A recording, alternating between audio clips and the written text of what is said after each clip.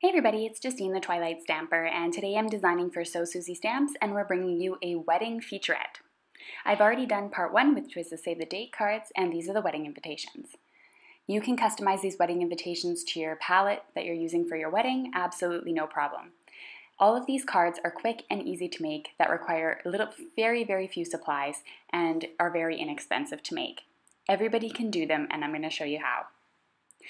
A full link to all the supplies is listed below in my blog link. I have a paper trimmer here, and you're going to need probably one of these to get started. Ask around, I'm sure someone has one. I'm creating a score line, which means a fold line at 6 inches. My paper trimmer is capable of doing this. If yours isn't, you can use your paper trimmer and take a stylus pen and run it along at the 6-inch mark. I did 6 inches on both sides, so now I have 4 6-inch by 6-inch squares. On that last one where I did the last 6 inches, I did cut that one. So I have 3 fold lines and 1 cut line. The next thing I'm doing is lining it up at 3 inches again. And I'm taking my scoring function, again the folding function, and going down the first 6 inches. This is going to create my pocket, or at least help create my pocket when I'm doing my card. The bottom part of that one, we are going to cut all the way up to the 6-inch mark. So now you have 3 6-inch squares and 1 panel is scored at 3.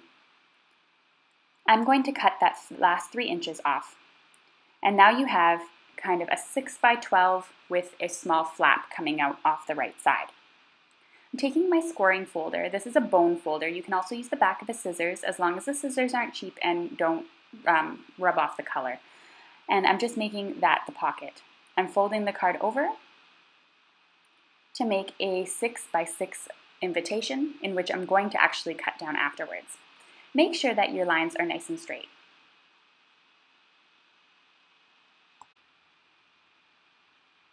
Now you can see that when I cut, I use my folding tool and then I have the pocket on the inside for my card. The next thing I have to do is I'm going to actually trim my card down. And I decided to do this for various reasons, and it would just made things a lot easier. So I'm actually making a 5 by 6 invitation, and I just took that fold, the part where it opens, not the part where it's sealed, and I cut down off the 1 inch there. I had to go through it a couple of times because it was quite thick at that point. So if you wanted to make this a 5 by 6 card right in the beginning, you could do that as well.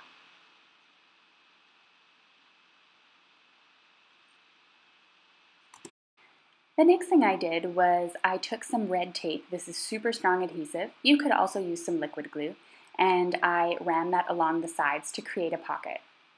I peeled off the red stuff, which gives it a double-sided tape kind of thing, and then I folded the pocket upwards to create the pocket.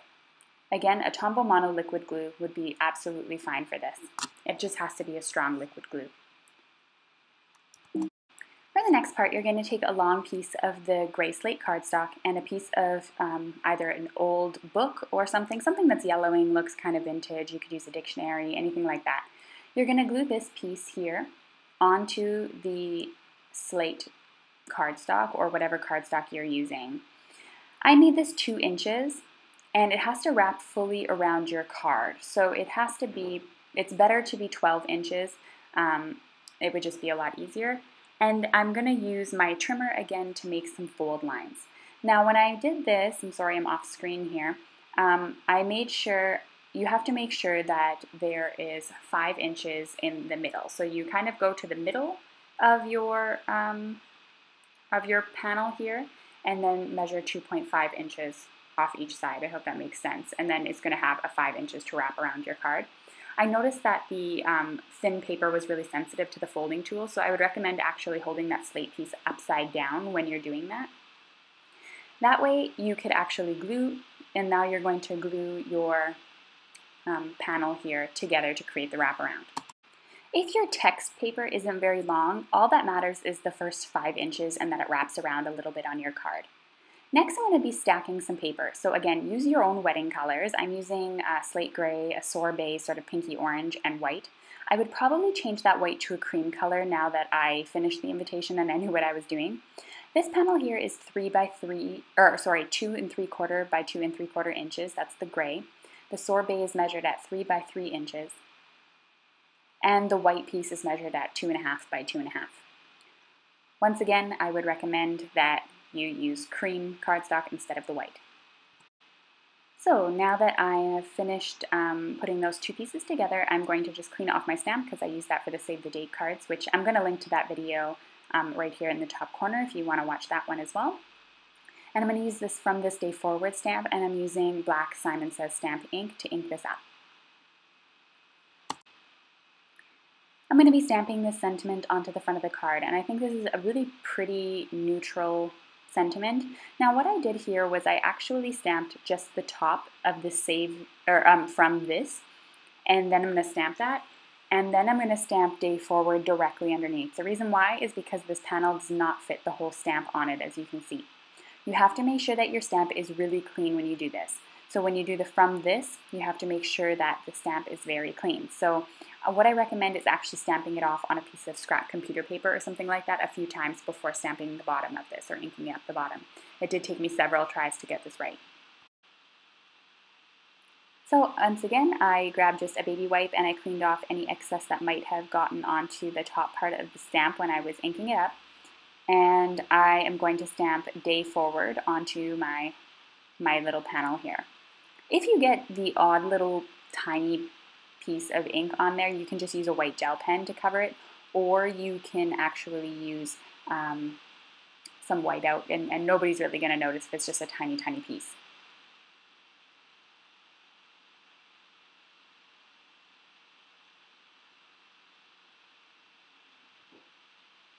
There we are. The next thing I'm going to do is, you can see that was one of my attempts, is glue this onto my card panel. And I'm going to be adding some little rhinestones on here. I have these ones from Stampin' Up. These are quite pricey if you're going to be doing a ton of cards, but if you're not doing a ton of cards, these are worth it. They're adhesive backed and they're easy to put on. You can also get these really from anywhere, Recollections, from Michael's, Hobby Lobby, really anywhere you can find these. Then I'm using some more of the Tombow Mono liquid glue, and I'm just putting some in the middle there, and this is going on my little wraparound that I created. I think this looks really, really elegant and really awesome with that vintage word paper on the back. So next I went and designed my actual information cards. So I printed these on Colonial White, which is a cream colored cardstock, and I wanted to accent my colors, so I made the text in gray and the sorbet pinky orange color, and I used a script for the names to make them stand out, and a really, really clear capitalized font. I cut the little information cards about an inch bigger than the one before it, just so that they could stack really nicely in the pocket. So I have the RSVP, accommodations, and information. I decided those looked a little bit plain, so I grabbed my wedding stamp, inked those up with the sorbet ink, which you can see matches my text that I printed out on the computer, and just stamped the bottom of the wedding stamp on onto the card itself. Make sure that you use a baby wipe to clean that up so you don't get any on the back of your cards. I also thought the invitation looked a little bit plain, so I used a slate ink, which is tone-on-tone stamping, meaning I'm stamping in the same color as the cardstock, and used the wedding dress stamp there as well. I did the same thing for the front of the card in both of the corners and made it look really, really elegant, I think, when you add around the wraparound. So this is the finished invitation. I have the wraparound here, which is easily lifted off of the wedding invitation. You open it up, you have all your information here, you have the pocket with a really elegant stamped flourish on the inside. These are really simple invitations that you can make in just a few hours with your bridesmaids or whatever, if you set up different stations and everybody's responsible for a certain task and kind of make an assembly line, if you know what I mean. To make the envelope, you're going to need a 9x9 piece of cream colored paper. You're going to set it up at 4 1/4 and punch and score. Line it up with that line again, punch and score. Line it up with the line again, punch and score. Line it up with the line again, punch and score. And then you're going to cut around the corners. I don't actually recommend making your own envelopes. It just takes forever, and it also makes it thicker and usually requires extra postage, but I decided to just show you how to make one just in case. So if you order your envelopes, you can still do this step. You're going to need the envelopes obviously to fit a 6x5 card, and you can order them, no problem. Using the wedding dress stamp, I stamped the flourish once again in slate ink.